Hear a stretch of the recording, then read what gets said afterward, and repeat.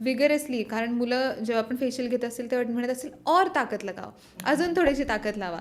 तर मग त्यांनी काय होतं, जास्त तुमच्या स्किनला डॅमेज होतं त्या टाईपच्या फेशियलमध्ये.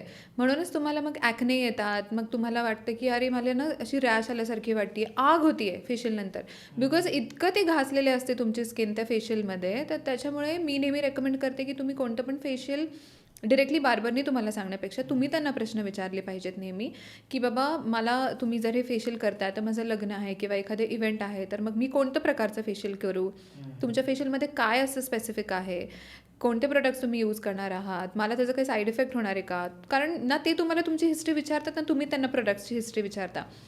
आमच्याबरोबर काय होतं की आम्ही पण मेडिफेशियल्स आणि हायड्रा फेशियल्स करतो, पण आम्ही त्याच्या आधी एक डिटेल्ड हिस्ट्री घेतो की पेशंट काही ॲलर्जिक आहे का. आता भरपूर मुलं आहेत, म्हणजे माझे असे पेशंट्स आहेत जे ॲलोवेराला ॲलर्जिक आहेत. खूप कमी पेशंट्स आहेत जे ॲलोवेराला ॲलर्जिक आहेत, पण ते म्हटले की नाही ॲलोवेरा लावलं की मला ना चेहऱ्याला काहीतरी होतं, तर तुम्ही नका लावू ॲलोवेरा. पण आता सलॉनवाल्याला त्यांनी विचारलं असेल, नाही विचारलं असेल, आपल्याला माहिती नाही.